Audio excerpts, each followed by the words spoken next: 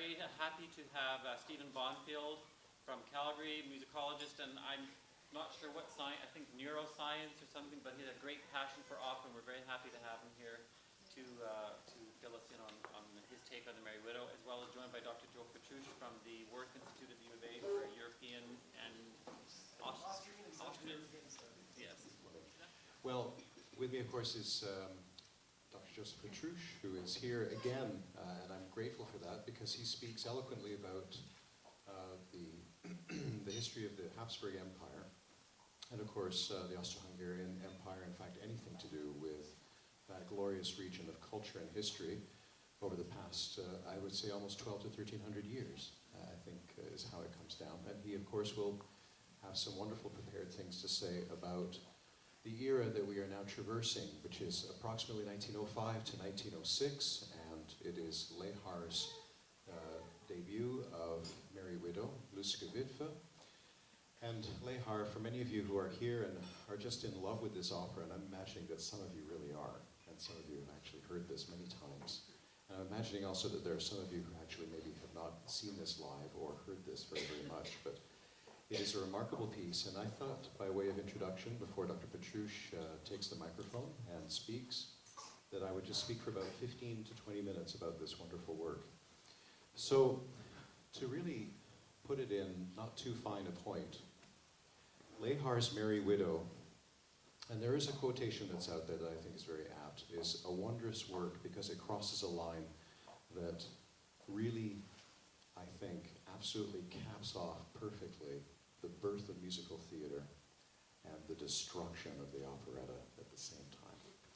And I've always liked that, yes, and of course it's sort of a tear for some to watch the operetta go by the boards, but Lehar is that interesting master, that composer, much like Massenet, who's another favorite composer of mine, especially because Massenet is so tremendously charming and underrated, who is someone who really takes a genre such as French opera and says, I'm going to inflect it with so much else, I'm going to bring so much else culturally to the table, that you're going to now take your favorite genre or your favorite way of taking in opera, and now it's going to be so colored that you're going to be cultured to something so very, very new.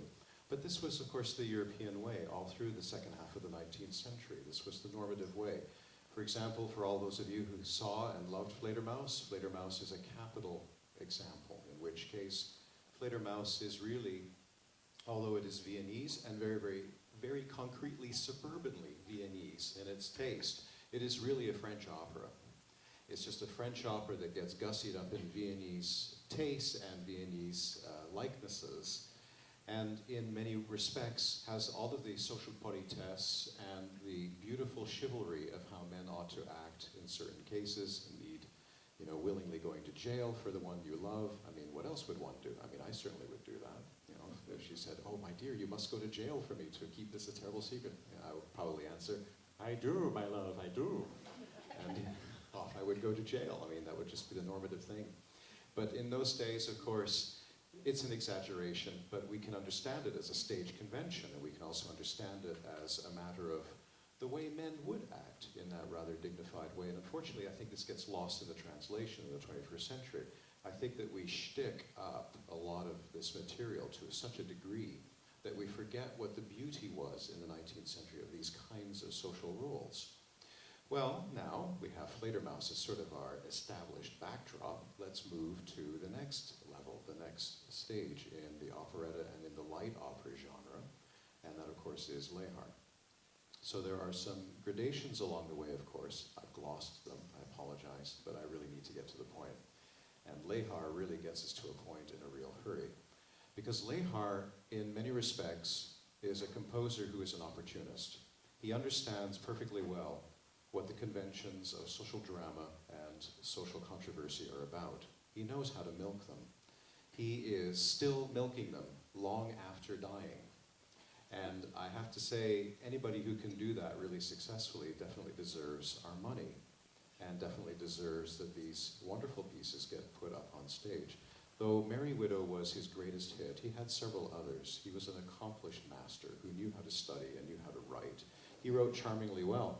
And not only that, I wouldn't want to ever in any way reduce what he has done. Here's the score. This is the Glocken edition. There are multiple score editions of this work. In fact, there's about four, three of which realistically get performed. The Glocken is the most common English translation version, which I have right here. And the orchestration of this version, the full orchestration of it, this is a vocal score, but the full orchestration is not particularly any different than what you would find in French opera, when it has gotten through with marrying a bit of Wagner, as Massenet did, and a bit of the German light opera tradition, with an understanding of what an orchestra should be about in terms of its strings, its winds, and whatever else in terms of percussive niceties will actually make a beautiful whole, a composite whole, that will give you a sense of being in a social drawing room situation. So it is not Richard Strauss. In other words, it's not trying to be the bad boy of music. In fact, Lehar is trying to be the bad boy of the operetta, not the bad boy of opera. And in many respects, he succeeds, not through his orchestration in terms of how he chooses his instruments, but through his orchestration and how he makes the orchestra come alive in a much more brilliant and scintillating manner than what we would normally find in opera. Lehar's orchestra is on the edge. It's on the edge to try and bring out what some of these characters are going through, who are themselves placed constantly on the edge in the libretto.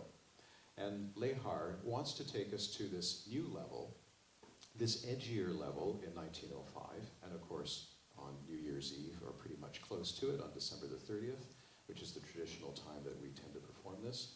But if you can't do it, October is a great month too. And it's close enough, you know.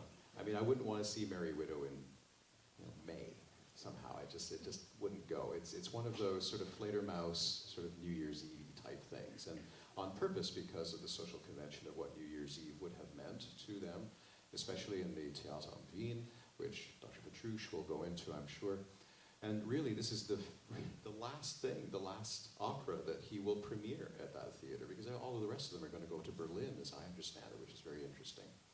But that orchestra and that sense of convention and that sense of being able to pull together all of the characters under the rubric of a very bright and shiny object that is pushing the characters into social conventions beyond what normally would have been tolerated is really Lehar's goal here.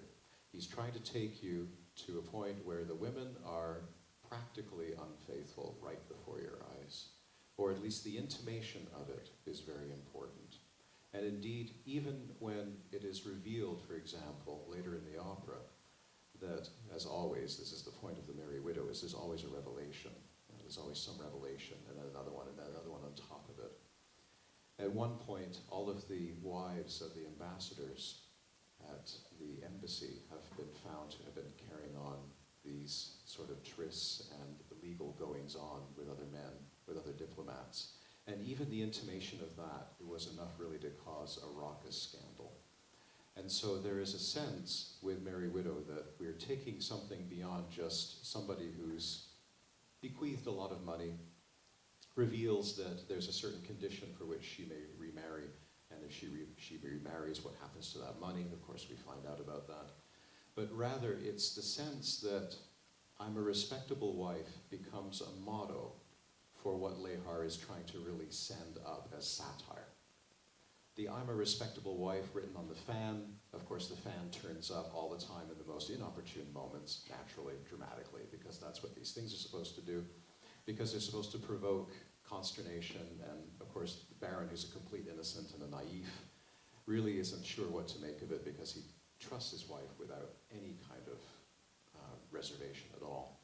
But that fan with I'm a respectable wife written on it is really the motto that guides everything in this work. And that sense of respectability at a time where if there was no respectability, or if there were intimations that there shouldn't be respectability, all of those intimations, my goodness, should never be mentioned. They're kept underground. That's what Merry Widow really does in many ways at the high or the medium-high level of this presentation. This is a low drama turned into a medium-high, comical, archetypal story. And what's more, what do you do when you tell stories, for example? You tell stories all the time. when we look at the beginning of Act 2, when Hannah sings, and she sings one of the most famous arias of all, and she's singing really, of course, about the man whose heart she broke, and singing about, with great intimation, what it is to have one's heart broken, and what it is to have that sense that one leaves in life and goes off, and then of all the worst things, you meet the person who broke your heart at that one moment in time, and everything comes rushing back. What does it say about some of the people in the audience? It's a very, very direct poke and a prod. So this is a very, very different kind of story. This is not a kind of poke and a prod like the magic flute, where the magic flute is actually after all of us to kind of ascend and transcend together. This is really a kind of poke in the ribs gently of, do you know what goes on behind your back? And not only just for the men being asked that question, but also the women as well. There is always that sense of licentiousness that really descends as an air, which can be taken to the wrong length. It can be taken to a length of fetidness. But if it's done right, say for example the San Francisco production, which is a beautiful production if you've ever seen it, it's wonderful because it gives a sense that it's a bubbly fun, but at the same time it's not taken too seriously. So one of the things that actually can make this work really rather well is the English itself. If you use the Glocken edition, which many do, the English is very old. So a lot of companies want to make the English a little bit more fresh. It's the usual sort of Gilbert and Sullivan way, where you take G and S, but you actually use local humor and local political references. So Merry Widow really should be rife with that. So a lot of librettists and people who are hired tend to inflect that into the score and into the libretto, and that's been done for this production, as I understand. Another thing, too, is that your Count Donnelly really has to be a tenor. And if he's not a tenor, he should be a really strong baritone with a good high G. And why? Because if you have these strong voices who sing this, who really are fairly dissolute fellows, you have to have somebody who's as much an actor as you do a singer for this. Otherwise, it just doesn't quite come off. And it's the same also for Fledermaus and for Alfred, really, however you want to call him. Because these sort of rather light lyrics are in some ways meant to be two-dimensional parodies of the rather egomaniacal or egocentric, really is a better way of putting it, singer, who really can only think of his own way of dealing with life and his own sort of rather one-dimensional and one-track mind of dealing with a social situation. And that's what our poor Count is about. He's meant to be very, very one-dimensional, but he's not. And then when Valenciennes writes, I'm a respectable wife, and says it about 5 times in Act 1, you know, just to try and get that across. This is a really one-dimensional soubrette. She is, in fact, a woman that really is only interested in sort of keeping the man away, but really she just wants nothing more than to do what everybody in the audience knows she wants to do with this man. But as a soubrette, she really can't do that, so she just keeps on repeating, I'm a respectable wife. But you know what? She's not a soubrette. Again, Lehar takes the boundaries and he crosses them. And he takes his characters, he takes the Count, he takes Valenciennes, to another level. They get taken into a different direction as comic archetypes of comic theater. And they are taken to a greater degree of complexity. That's another reason why this is very, very successful as a work. And so it is also with the Merry Widow herself, the ultimate sort of cross, the crux of all of the action around which everything circulates. That she, as a merry widow, isn't, again, just simply somebody who is merry and widowed and has an awful lot of money, an unspeakable amount, in fact, enough to support an entire duchy, an entire Liechtensteinian country. But rather, she is somebody who, in a strange way, in the final analysis, without us realizing until the very last confession, controls all of the action, whether she knows it or not. And that is a real brilliance of the libretto, is that in the end, it turns out that all of the mix-up in the gazebo scene that we see, all of the destiny, not just of what she's going to do with this money, but even the inevitability of the marriage that we're all hoping for in the audience, how it's brought about and how the music brings that about, is the genius behind this work. And it really comes from multiple sources, not just the low theater, not just the high opera, and not just the Viennese tradition. And that Viennese tradition, are we all familiar with the saying, Wiener Blut, Vienna blood, right? Oh, Wiener Blut. I remember as a child and I heard that, my father said, Wiener Blut. I said, Vienna blood? I thought it was some sort of macabre musical mashup or something. And he said, no, what flows in your blood, son? He said, what it is to sing these wonderful light songs and to be, always sort of giddy and on the edge of some sort of champagne bubblicious moment, where you're just so happy with the social beauties of just knowing each other and having interactions with one another, and why this is so exciting, and why you're saying this wonderful scene where I'm all dressed up and there's these wonderful women and I'm dancing with them all, or maybe some of them, or my dance card isn't quite full and I'm looking for somebody to dance with. That sense of engagement that I don't think we really have much today in terms of how we get together, which is why we have Opera 101, because it's the next best thing. Tim, are we allowed to dance at the end of this? He says yes. Isn't that amazing? So, that's a beautiful sense of what the past offered. The pre-World War I, the pre-collapse, right, of that whole glorious empire. I'm sorry to preempt you in one tiny way, but after 1914, it wasn't the same. Culture shifted out of Vienna. It really did. It moved. And that's what Lehar stands for. It stands for really this kind of bauble, this beauty, this last moment of what it was like, and how all of it fused across multiple traditions of art, theater, and really just taking in the classic archetypal way of understanding how comedy functions at its most simple level. Think Northrop Frye, and when you read Your Anatomy of Criticism perhaps a long time ago. Just the most basic way of a redemptive, restorative comedy, where everybody literally does live happily ever after, and even the state lives happily ever after, which is that really gets all of it into the whole formula, doesn't it? All of that is what makes Merry Widow work, is that it is a rather large-scale, consumptive comedy. It consumes all of us, because it's meant for all of us. I don't know if Magic Flute's meant for all of us. There's some people who really can't take the message. But everybody can take Merry Widow. It's interesting. And everybody can take Fledermaus, and everybody can take Wiener Blut, because those melodies were written with all of us in mind. And Merry Widow is likewise the opera for all time, for all of us. And it's something, the reason why we have wine, folks, is because we're meant to raise a glass to this opera for all time. And just as I had said that, somebody took a wonderful sip of red wine in the second last row. She's just right in the spirit of it. So I'm now going to turn this over to a wonderfully acknowledged and should be acknowledged master of this whole era. And this is someone who lives, eats, and breathes Vienna and Austria. And I'm not so certain I can contain my admiration for this wonderful person. So what I'm going to do is stop talking and turn the microphone over to Dr. Joseph Patrouch. Please give him a warm welcome.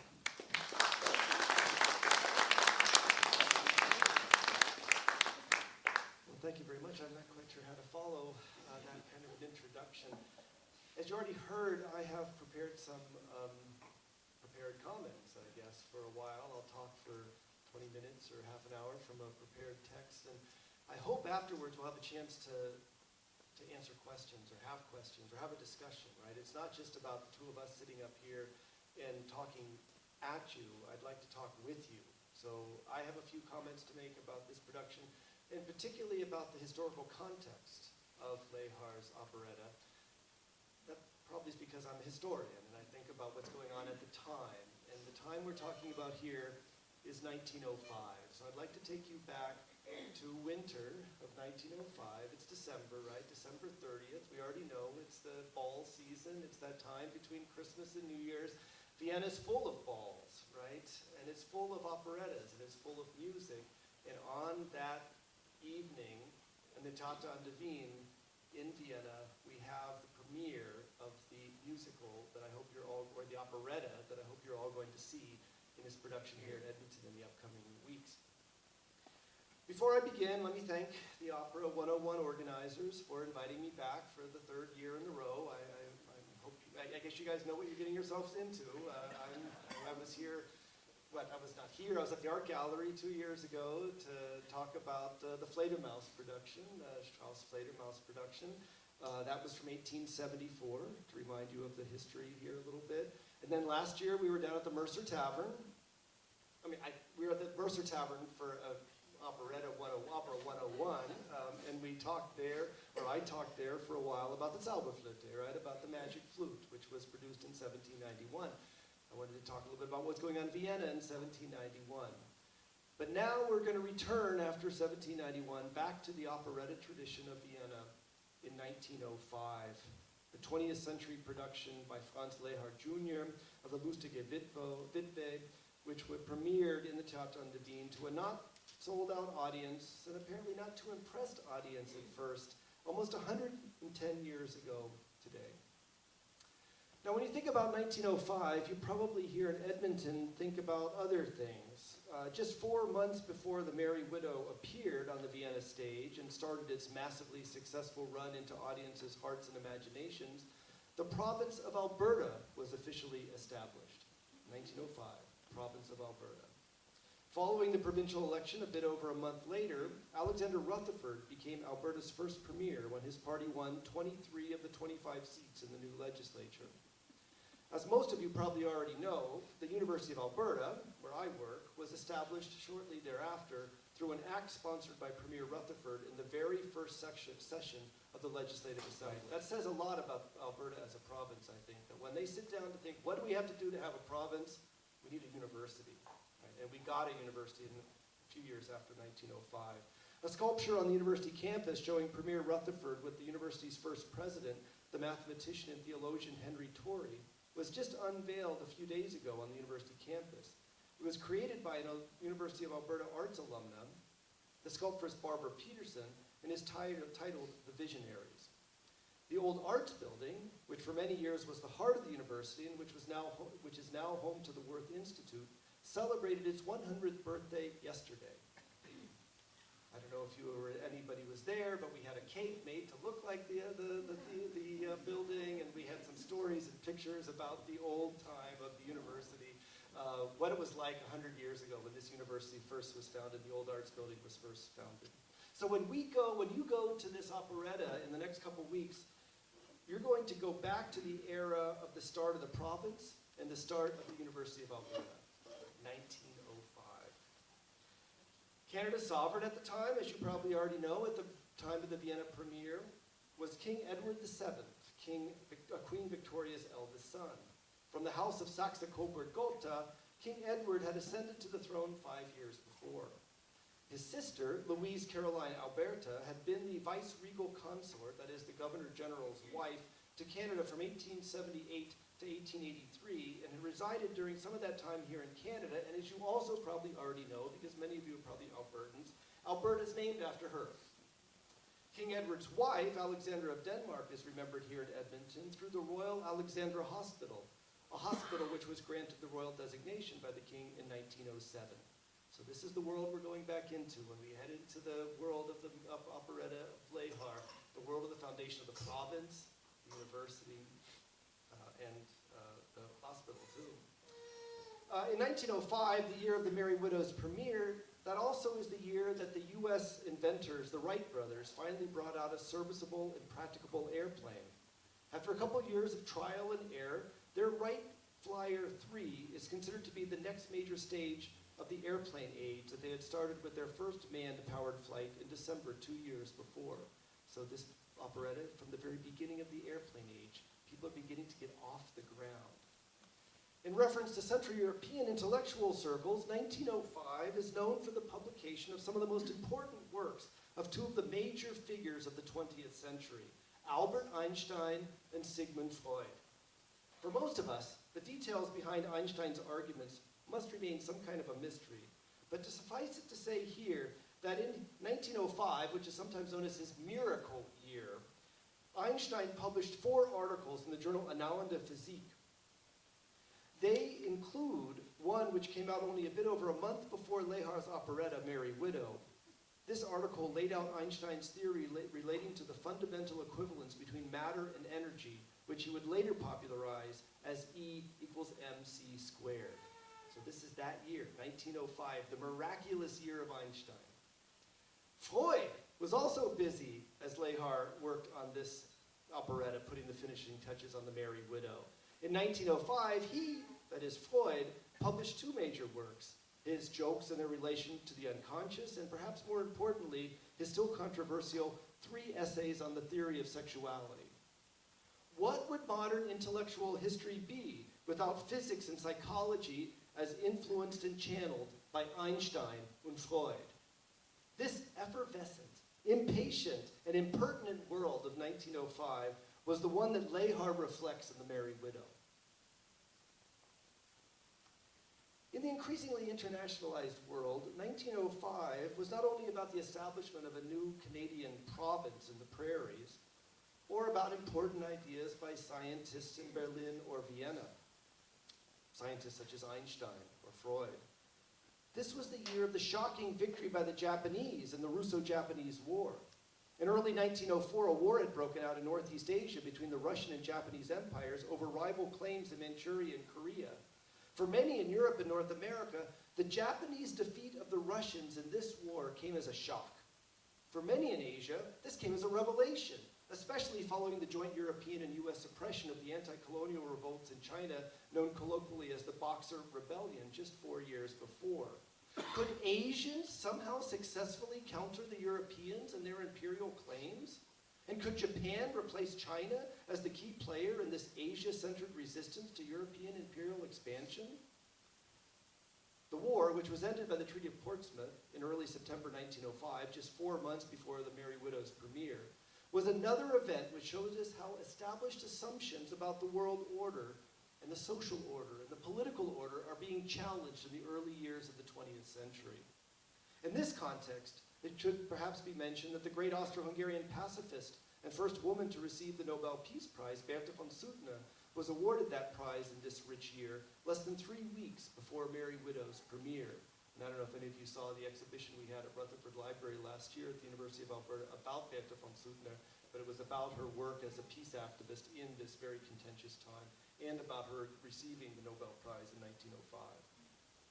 The defeat in the war against the Japanese had consequences for the Russians.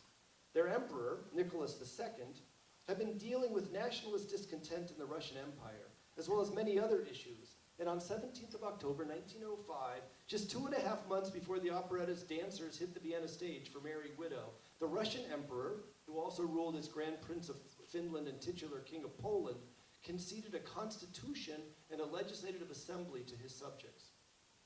The effects of many of these developments were being felt in Vienna, the capital of the Austro-Hungarian Empire, where Lehar was working on the final drafts of this operetta.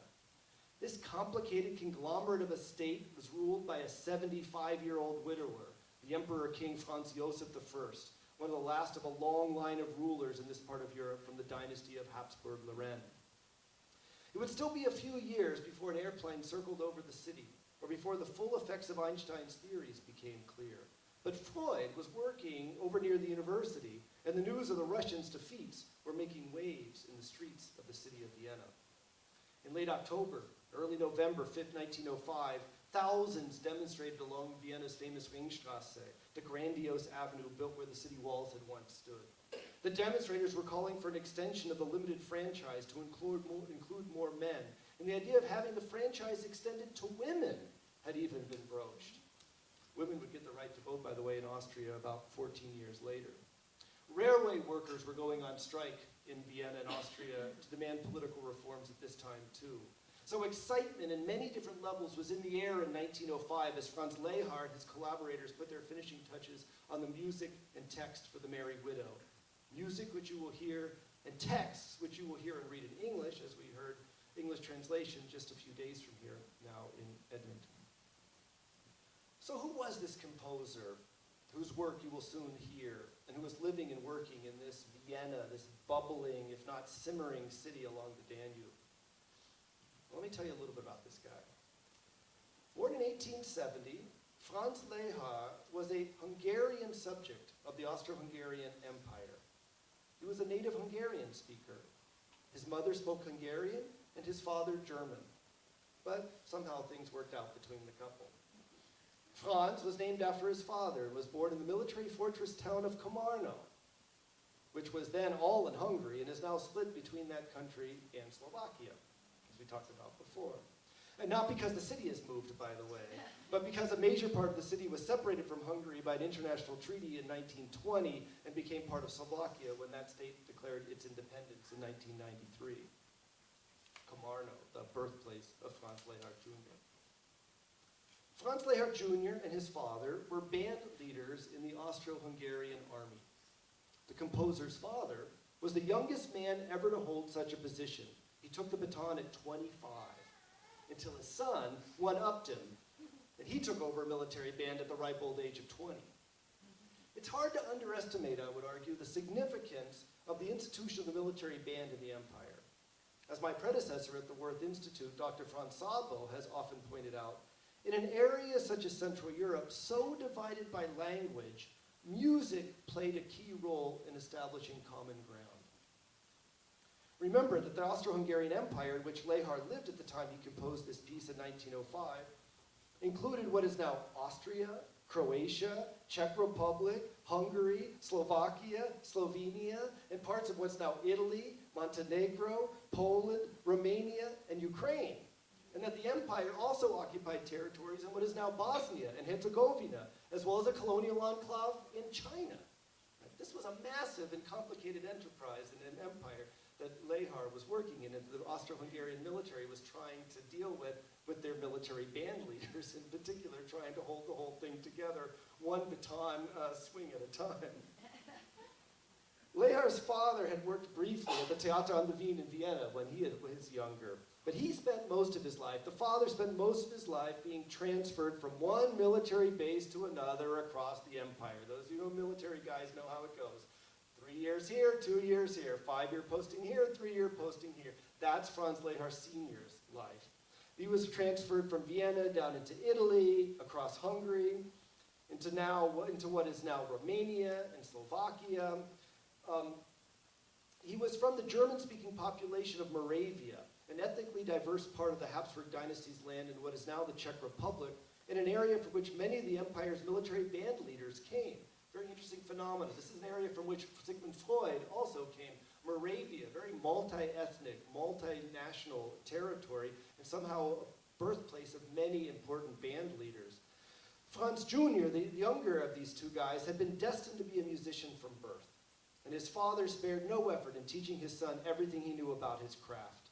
Lehar Jr. benefited from his father's connections in the musical world and learned much from the environments in which he as an army brat lived, soaking in the rich popular musical traditions of Central Europe. And we talked a little bit about this already. The variety of musical influences this guy had as he grew up in this military band leader's household, being transferred from one place to another across this multinational empire that now is 15, I don't know how many different countries it is now. Let's just say lots of different countries. Eventually, Franz Jr. moved to Moravia to live near his father's relatives and work on his German, because command of that language would be essential for his future career in public service. From Moravia, he moved to the famous Prague Conservatory of Music, where Lehar came into contact with Antonin Dvorak, among others. Often after graduation from the conservatory, we find the younger Lehar leaving military posts for possible engagements in the more respectable musical scene. This started when he was only 18 and took a job in a theater in the German Empire briefly before being called back to perform in his father's military band in Vienna. 8 years later, Lehar returned to the German Empire for another foray into the civilian musical world, but not before experiencing the life his father had led as a young army band leader in Slovakia for 4 years, and then conducting the 110-man Imperial Navy Band stationed in the naval base in Pula, Croatia. Reportedly, Franz Jr. also performed at the massive combined military band concert held in the Great Rotunda in Vienna, the main hall of the 1873 Vienna's World's Fair, in the presence of members of the imperial family. This memorable concert in 1891 featured over 500 military musicians and was directed by none other than the old man of all Vienna music, Johann Strauss himself. We're told by one of Lehar's biographers, Otto Schneidereit, that Lehar used his bands to compose and innovate in the way that other composers used the piano. Right? You can imagine, he had access to hundreds of guys trained, and he was working again and again, day after day, all across the empire. One guy would sit down at a piano. He only had the piano to compose on. Lehar had the band to compose with, right? And that, I think, is effective. You'll notice that as you hear the way the orchestration works. He could fiddle around with the orchestration by ordering the guys in his military band, you do this, you do that, you do this. And he had these models of these massive military bands that the Austro-Hungarians were using, such as this one that Johann Strauss directed at the giant rotunda of the World's Fairgrounds in Vienna in 1891. By 1902, and in his early 30s, Franz Lehar Jr. jettisoned the military life for good. His father had died 4 years before, and now Jr. was cobbling together a professional musical existence in the imperial capital with varying degrees of success. Now he could get rid of having to be a military band leader. Dad was dead. Right? He could move on and think about what he really wanted to do, be a composer for the stage. He composed, he performed, he directed, and he learned in a variety of Viennese settings, including directing and playing at things like ice skating rinks and various outdoor concerts. The Vienna was full of these opportunities to perform music, to practice, and to understand what the audience wanted. Right? This is how he gets this sense of the audience, is by performing again and again, tinkering, trying, tinkering again. Outdoor concerts. He was composing waltzes during the ball season. He was hanging out with contemporaries such as his peer, the composer and later teacher of Arnold Schoenberg, Alexander Zemlinsky, who was 1 year his junior, and whose quartet, by the way, quartet named after him, will be coming in a few weeks to perform here in Edmonton, a Czech quartet, and we have some information about that upcoming concert on the table at the back.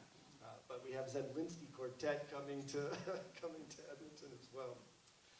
So this, in a nutshell, I would say, was the formation of Franz Lehar when he achieved his final breakthrough with the wild success of his sixth major work, The Merry Widow.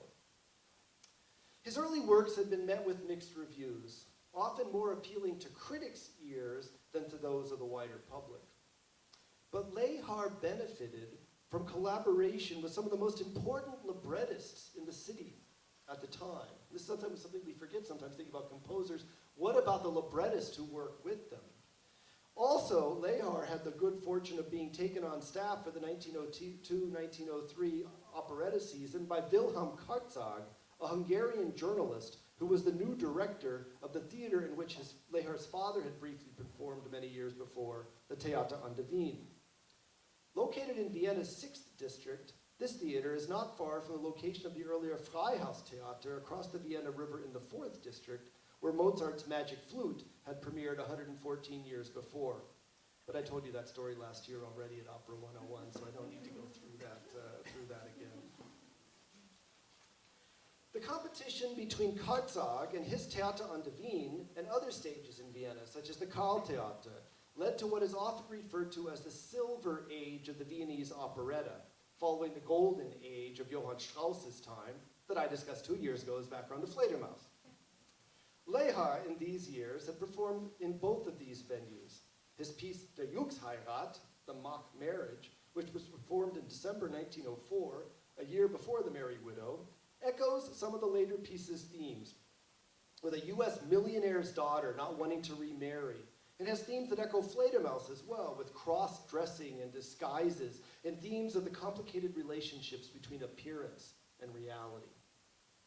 Apparently, the story goes, for The Merry Widow, the librettist Leo Stein, who had been born Leo Rosenstein in Lviv, one of the provincial Austro-Hungarian capitals, which is now located in the Republic of Ukraine, was casting about for a text for a new work, and he almost literally reached back into the golden age of the operetta by finding a 40-year-old French comedy written by the same man whose work had been used for Fledermaus, Henri Malliac.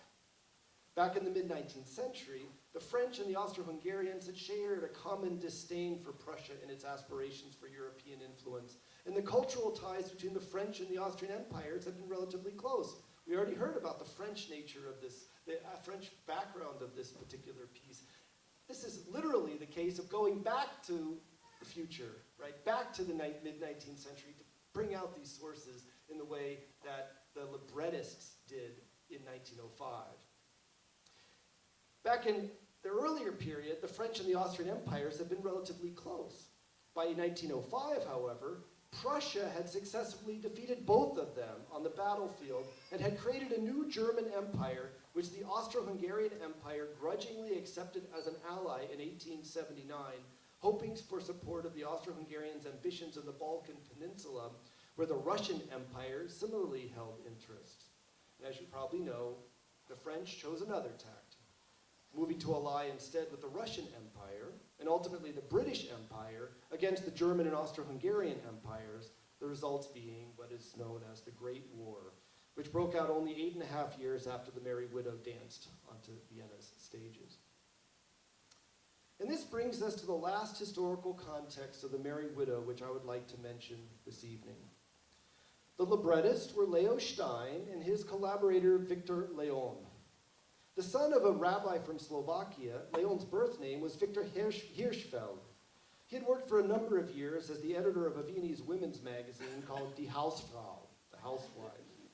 The two writers, Stein and Leon, adapted the old French work to the new political situation, shifting its focus from some petty German court to a petty Balkan one.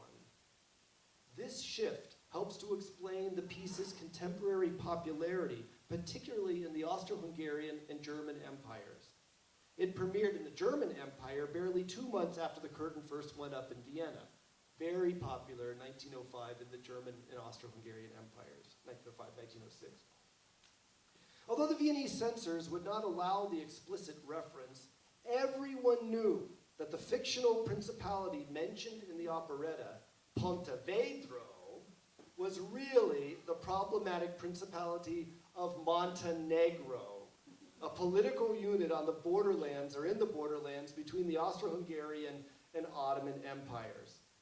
To make it even clearer, Leon and Stein named the male lead Danilo, which happened to be the name of the crown prince of Montenegro at the time, the 34-year-old son of the ruling prince of Montenegro, Nicholas I, who had been on the throne since 1860, and who was increasingly interested in pushing his and his son's claims by beginning to have himself referred to as His Royal Highness. The principality had been founded in 1852 and recognized by the Ottomans in 1878. It was joined to the state which became known as Yugoslavia after the First World War and declared its independence in 2006. Canada and its NATO allies are scheduled to decide on whether Montenegro can join the alliance by the end of this year. So now we're back and thinking about the role of Montenegro in the world. Not something that people in Canada think about that much, I think, but there's at least a few guys somewhere in Canada or in Ottawa thinking about the role of Montenegro in foreign policy. But in 1905, to make things even clearer to the audience in the Theater an der Wien, Director Karzog engaged the singer Louis Treumann to sing the role of Danilo. In his flamboyant costume, Treumann looked very much like the Montenegrin. This is even more striking in the case of the singer at the German premiere, Gustav Malzner. Malzner and Crown Prince Danilo appear almost to have been twins. If you look at pictures of the two of them, they're almost identical. Maybe they are the same guy. I don't know. They're very close looking. Back in 1905, Montenegro, a country of perhaps 300,000 inhabitants, the majority of whom spoke Serbian and were Orthodox Christians, was a hotbed of pan-Slavic and Serbian agitation, and a perceived threat to the military interests of the Austro-Hungarians, who maintained a large naval base in the nearby Gulf of Kotor. This base was the southernmost military position of the empire on the tip of the Kingdom of Dalmatia. With its capital at Zadar, Dalmatia was one of the Austro-Hungarian Empire's constituent political units and was located along the eastern Adriatic coast. By the way, for those of you who saw the Citadel's theater production of The Sound of Music a couple of years ago, you may recall my presentation before its premiere when I discussed the life of the retired naval officer and Austro-Hungarian First World War hero, Georg von Trapp, the father in the musical The Sound of Music. Trapp was born in Zadar and stationed for much of his war at the naval base in Kotor, right, which is near Montenegro, which is why I'm talking about it here. This was the location of one of the Austro-Hungarian Empire's largest submarine bases, and Chop, the kindly father in the musical, was a submarine captain. A submarine, not a captain. Later he was called a captain. That was a promotion by his kids, I think. But he was a submarine commander in the First World War. So Zadar, Dalmatia, this is a world you may know from the background of The Sound of Music. The security of the Kingdom of Dalmatia was at least one of the considerations Emperor King Franz Josef and his military staff had in mind when they occupied nearby Bosnia-Herzegovina by force, starting in 1878. In its capital of Sarajevo, which would follow in 1908, not long after the premiere of The Merry Widow, and during the height of the operetta's early popularity, was an essential step in the direction of the outbreak of the First World War in 1914. In 1905, when the operetta was first performed, Montenegrin students in Vienna demonstrated outside the Austrian Parliament building against the operetta and what they considered to be its derogatory depiction of their countrymen. When the operetta was performed in the Austro-Hungarian seaport of Trieste, which is now in Italy, 2 years later, pro-Montenegrin demonstrators disrupted the premiere. And when the show was performed in Istanbul, riots broke out. A production in Florence in 1907 was so severely disrupted by demonstrators that the performance had to be ended and an Italian opera performed in its place. As a footnote, I might add that in 1934, the real Danilo, not the Danilo in the operetta, the real Danilo, sued MGM Studios over their depiction of him in the Hollywood film The Merry Widow, directed by Ernst Lubitsch and starring Maurice Chevalier and Jeanette MacDonald. He thought that was an improper representation of him. So somehow, eventually Danilo got the sense, too, that this was about him. When we think about the historical context of Franz Lehar's The Merry Widow, we should remember the complex and exciting world of 1905, a world where a new province and soon a new university would be founded on the Canadian prairie, where airplanes were beginning to take the skies and physicists and psychologists were composing groundbreaking theories. 1905 was also the year when an ambitious army band leader finally made it big in the world of professional music.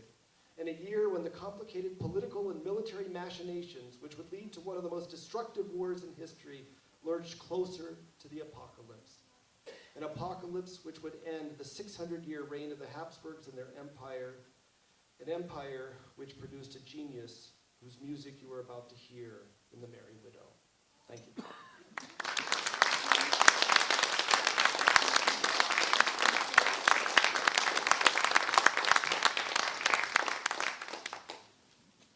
The two other things, too, that always come to mind for me is the nature of Vienna at the turn of the century. Vienna is notoriously conservative. It is not quite the hotbed that we would want it to be, even though it is. In fact, we don't even know when we're walking down the street who's conservative and who isn't.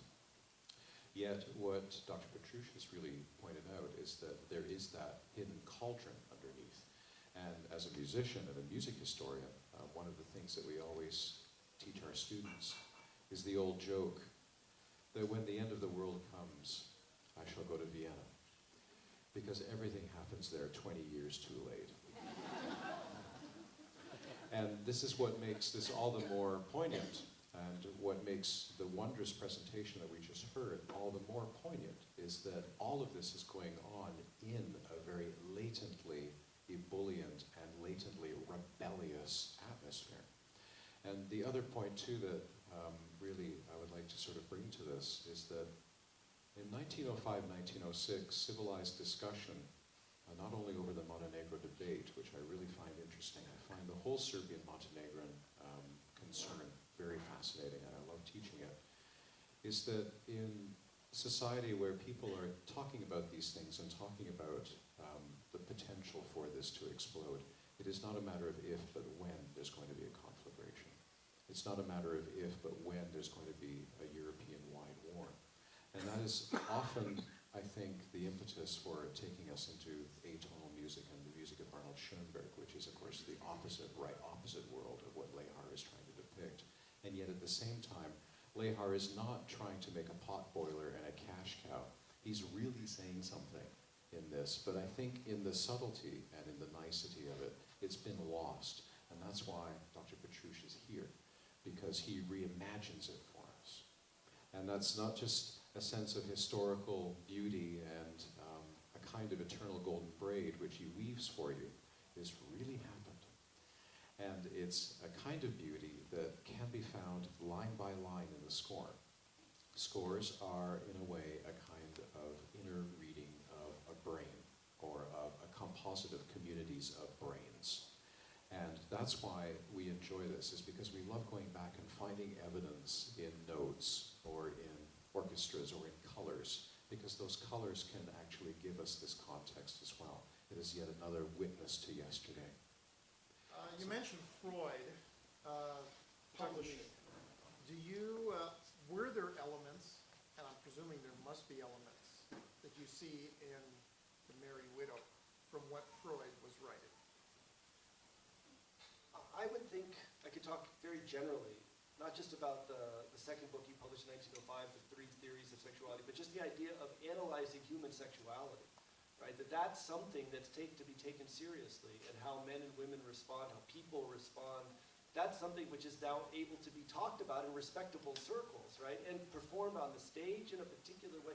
I would just put it in a general sense, that this interest in liaison, the interest in female motivation also is another thing that comes up, is something that Freud made respectable, at least in some circles, right? So I wouldn't, it's hard to say. I mean, the book came out, Freud's book came out before the operetta. So the operetta, I think what I'm arguing is they're mostly of a piece, right? They're of that time where people are trying to understand human behavior, and they're taking sexuality as a serious component of human behavior.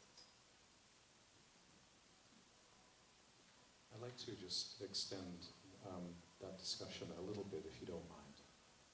This is an era where composers are even more aligned to what is going on in areas of science. So in the 1880s, Paul Broca discovered an area of the brain which we now identify as the speech center of the brain, which is not exactly accurate, but it'll do. And then after that came Wernicke, who actually identified legitimately those areas of the brain that are involved with speech. And at the same time that this is going on, there is a sense that composers are looking beyond just their own circle for the first time as of 1900. So what Freud would have had as an impact at that time among the more rebellious circles and among people who are exchanging these ideas is they would have been interested in the unconscious.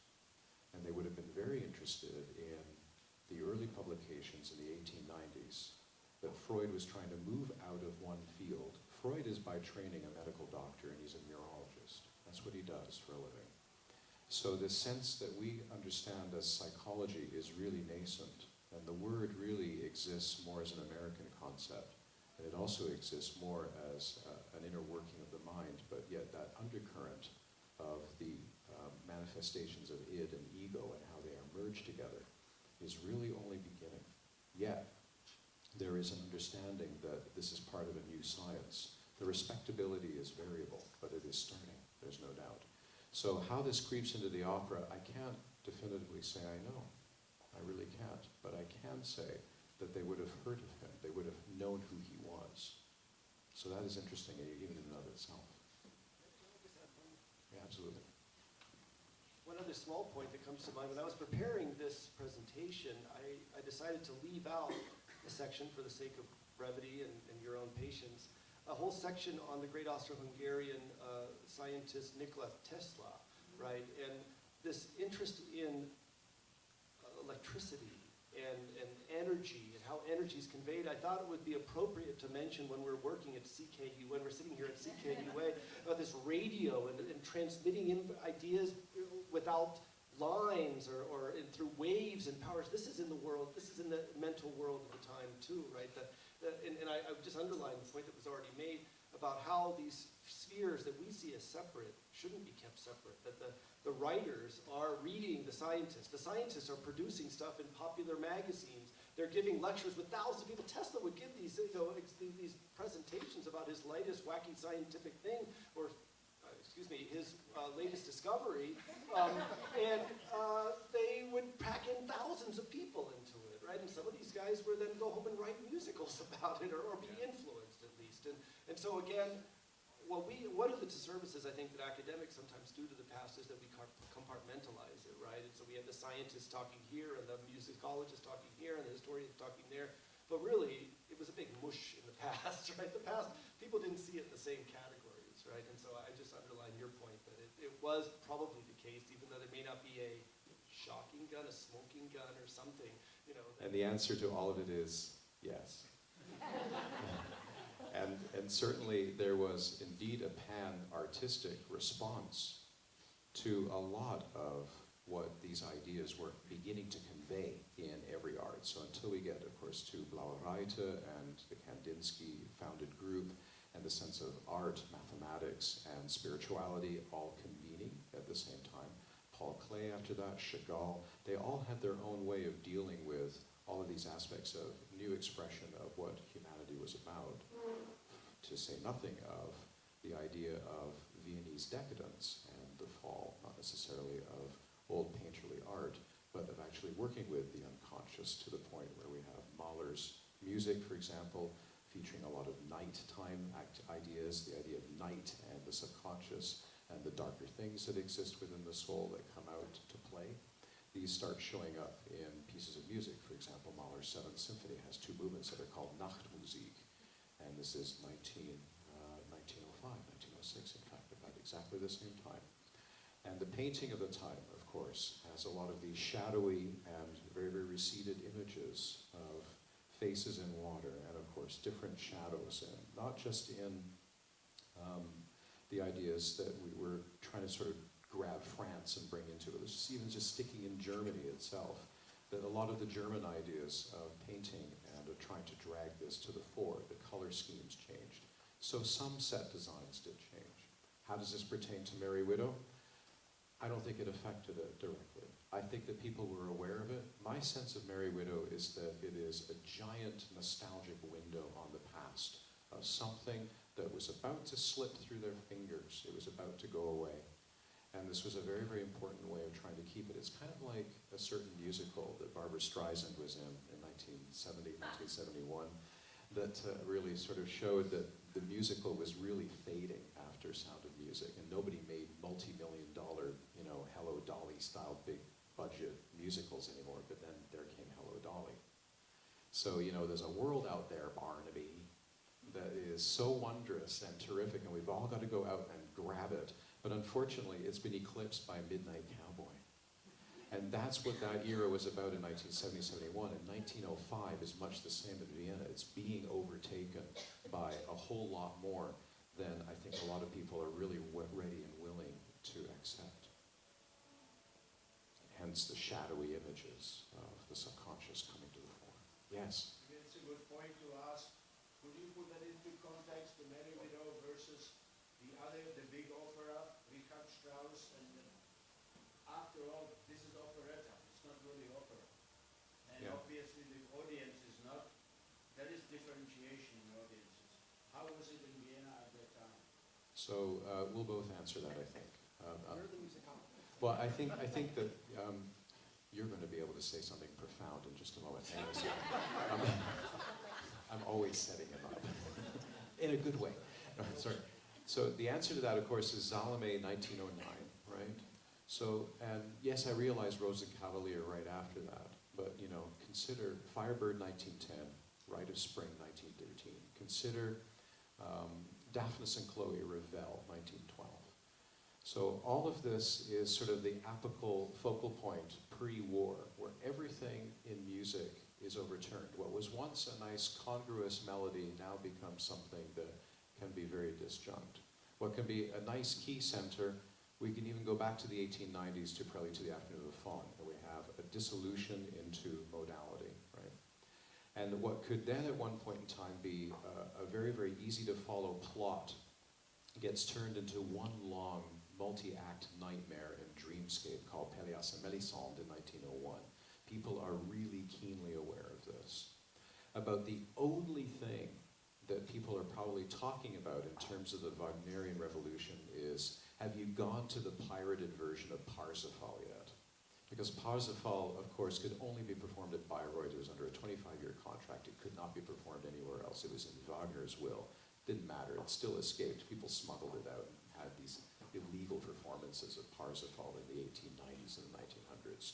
So the context of Merry Widow is that it's right smack in the middle of complete musical teardown of every component and part, rhythm and melody, form, key center, all of the things that we grew to understand and depend upon in the 19th century are now beginning to be eroded one step at a time.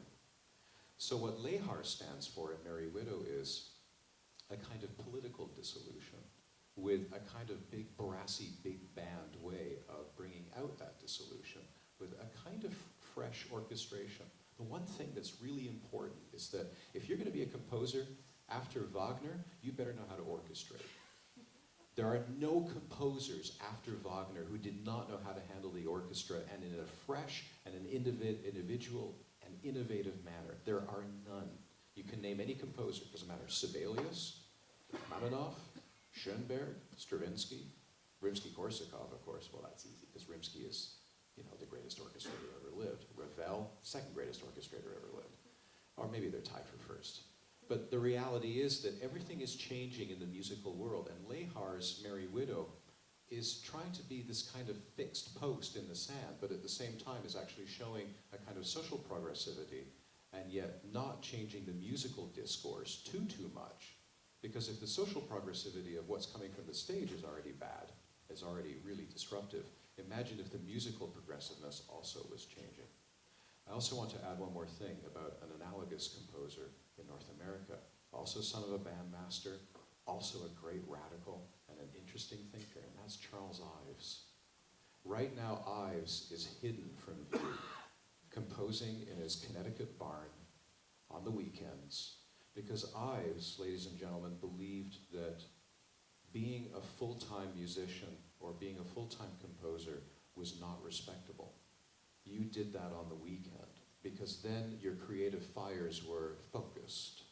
If you did it 7 days a week, you might just lose that focus. But when you knew, here's my time to compose, you might actually create something truly imaginative and that of a genius. But that's parenthetical. But the idea here is that Lehar stands out in this way, that he actually is taking a conservative route in the midst of radicalism to try and show how he's undermining social norms and how Viennese social norms on the surface look very chilly and very, very fine, but underneath there's so much more bubbling. Hello. Could you speak a bit about the commercialization of this operetta? I saw on the internet Merry Widow dolls, like Barbie dolls, or My Little Pony. I noticed that about any of the other operas. But anything on that to help me explain how this came to be, besides just riots, we have commercialization. Right. Well, I actually was thinking along those exact in that direction right before you asked the question. Another explanation for the success of this operetta has to be the new technologies of media, and particularly, well, first we have the newspapers pick it up. So I think I mentioned in the presentation that the reviewers loved the thing, even though the people who went to the opera originally didn't like it all, the operetta didn't like it all that much. It was half empty. The theater on December 30th, as the newspaper report said, the place was half empty. It was only the way the media received it which got it going. Now, of course, you have also this kind of excitement of this kind of war possibility, and Danilo of Montenegro and in there, that's going to bring people in. But the newspapers and the critics and their praise for this thing, because they saw the musicological aspects, they saw the variety of the instrumentation, for example, that kind of stuff really spoke to the critics. And the critics apparently convinced the audience on a certain level that it was worthwhile seeing. And the thing just, I didn't put it in the paper because the numbers just get mind-boggling after a while. The thing was performed again and again and again, hundreds and hundreds of times. They started churning out productions all across. I think it went to New York. Within 2 years, it was being performed in New York. It was performed in London really soon after that. The English translation was done like that. So the multiplication of the productions really picked up. And there's a kind of mathematical formula that you could probably use, which I can't use, but to figure out how the productions pick up and then get more productions and more productions, start spreading all over. And then, in addition to that, you have the technology of film, which picks up too. And I mentioned that a little bit. Ernst Lubitsch in later with MGM, but already the great Austro-Hungarian director Michael Curtis picks up this show, and he knows it already. He's the guy who goes on later to go in Hollywood to direct all kinds of important Hollywood films. But he saw something in Merry Widow that he could connect up with the technology of film and then produce it again and again too. So the newspapers start rolling out multiple positive reviews. Then the productions start coming out all over the place. Then the movies start coming out. It's a juggernaut. I mean, this thing is a juggernaut. I don't want to scare you going to the theater over there, but it's a juggernaut that really gets going in a big way. Then when sound comes in, Ernst Lubitsch comes in with his version of it that Danilo didn't like, right? The version that he sued in French court over. I think the technology has to be brought into this is a moment, right? I talked about the airplane flying over, but what about the film, right? What about the movie camera? It's a similar kind of time. This is the outbreak of the movie age. And I would explain to some level, well, this is a theoretical question that I open to all of us. How do you explain popularity of a piece? Is it inherent in the piece? Or is it somehow the result of the technology of transmission or something external to the piece itself, right? And this is a classic question that I can't answer, but I can ask. That's very true. I mean, some pieces just tend to work better because of the media. There were, after this work was 50 years old, there were 2 movies of Merry Widow. And so it becomes a cultural icon. So to commercialize that is normal, kind of like Mozart chocolates. If you go to Europe, you'll find all kinds of commercializations of culture. So it's sort of a cultural way. Did that answer the question effectively? Oh, good, I'm glad. Okay. So yes, in the back. I don't know if this is much of a question more than a comment, but I think with what was going on in theater, like with Chekhov and all those people trying, and also the birth of existentialism, right? With those philosophers, what was interesting what Lehar did was he held on to that, like you were saying, held on to that piece of decadence that comes through in opera, but also having the lower form of theater and combining that. And that is what, like, it seems to me, was the selling points of this show, right? It's because you didn't want to go watch Chekhov and see all your problems on stage. And then you didn't want to go see opera because it was too depressing. So then you just pick something in between, right? So that's where I see how this falls in the middle of the commercialization. Thank you for reminding us of such an early point, because it's very important. And the sense of the in-betweenness is important. In fact, in many ways, commedia actually means in-between. And that sense, too, of dragging all of these elements together into sort of a melting pot and making it work, because it does bring so many different audiences in. That's a very fine point, yeah, and it's very, very helpful for exactly what we're trying to get at. Yes? When you talk about the media, in terms of its the fame for the operetta, you've got theatrical pictorials that sell the visual end of it, and you have women's magazines that feature Merry Widow hats, Merry Widow corsets, and it's a whole guaranteed new look, and it's going to be extravagant and wonderful, and your husband can pay for it. I had no idea about the corsets. That's wonderful. Wow. Of course, yeah. It's one of the big problems you have with the opera.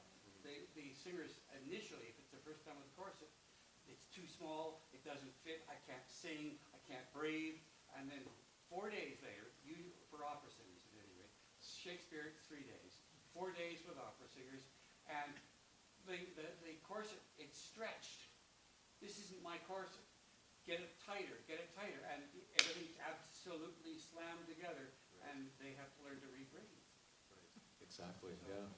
But I love that, because that's a statement where we get fashion and clothing just as much as an art to really conform to that, again, that those social photographic noise. pictorials Right. are right across every, German, French, English, and American. So everybody got the latest look. Absolutely. Yeah, I've seen them, and it's really stunning, isn't it, how the spin-off then turns into its own cultural icon itself.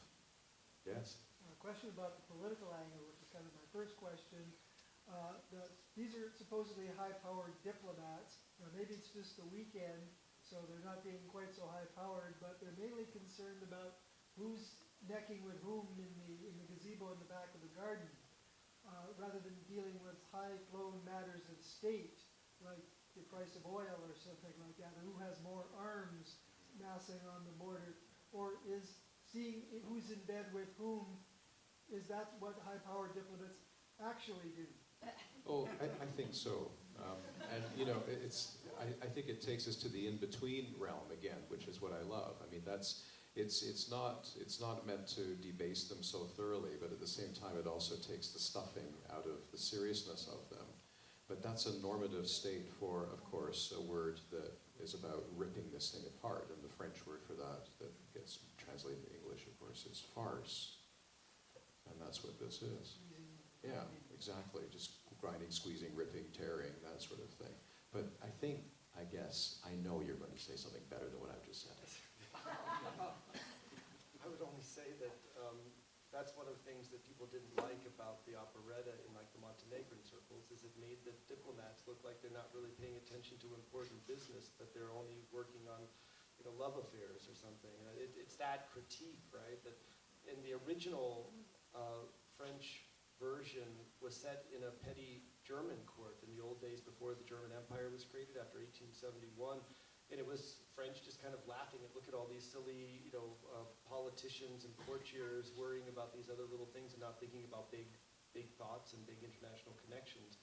And they just transferred that critique of the petty German court to a critique of a petty Balkan court, which of course irritated the people who supported that petty Balkan court. They weren't that happy about it. I was reminded when you were mentioning the women's journals and things. Remember, one of the librettists worked for years as the major editor of one of the most important Austrian women's magazines at the time. And I think that can't be forgotten, that this is something that's in the background in a lot of Viennese society, Austro-Hungarian society, late 19th, early 20th century, is the role of women in society. Where do they go? If they're debating who gets the vote, every once in a while they come up with this question of whether or not the suffrage should be extended, and that brings up the question of should it be extended to women as well as men. So there's a lot of discussion of so-called women's issues in the political scene. But in preparation for today's talk, I went through a lot of the magazines and newspapers of the time period to try to get a sense of what was on people's mind. And there were a lot of advertisements for those kinds of fashion items. But the ones that struck me in particular were things I'd never really seen before, and that was advertisements looking for capital for entrepreneurial engagements, entrepreneurial enterprises, where they were specifically looking for nobles who had extra capital in order to invest in some kind of industrial enterprise. And I think we see a little bit of this in this operetta too, looking for matches. Where do you find capital in this kind of early 20th century world? Well, the women, the widows with large amounts of capital, it's still a major issue nowadays for investment firms and things to look for widows who have large inheritances, or development offices at universities, I think also might fit into that category. But the question of how to mobilize the capital you need in order to create the enterprise or fund the industrial enterprise you have is something that's actually in the newspapers, and they're looking for women in particular. Or, on the other hand, industrialist daughters would then marry an aristocratic, nobles who had then titles, and so it works both ways. That actually goes back to the von Trapp family story, because this family is actually married to an industrial family that developed the torpedo, and so you're trying to figure out the connections between torpedoes and military technology and aristocracy. It gets all very intertwined, right? And I think that's all reflected in this operetta, right? Who marries who, for what purpose? To what end is marriage, right? I mean, what do we marry for? Love? Protect the state? Investment? That's kind of one of those standard questions that's in the background there. See, I told you it would be better than what I had to say. Yes. How does Kalman fit into it? Whom, sorry? Kalman, the operettas, like Kalman? Oh, yeah, indeed. Wow. I'm not familiar with them, to be honest. I would have to say that what little I know about operetta at the time, is that they would fit well. And I would also say that there is a real litany of multiple individuals who had hits, and he was certainly one. And what they did with those hits is they tried always to parlay them into something that would move in a different musical direction. They wouldn't try and always stay put. So the ones who couldn't stay put, had to stay put, died a quick death, because there's a lot of people producing new material all the time. And he wasn't. What I liked about him was that, from what I've read, is that he was always pertaining to what was new, at least within the purview of what he understood to be his own tradition. So I would suggest that there's a cross-fertilizing between the two writers in terms of writing a decent melody, but also writing something that is Straussian in terms of its origin. So how you use keys, for example. So both of them use them much the same way, and there's so many others as well who actually fall into that tradition. But why does Lehar stand out? Well, we've had a whole evening to explain it and why we're performing him. It's amazing.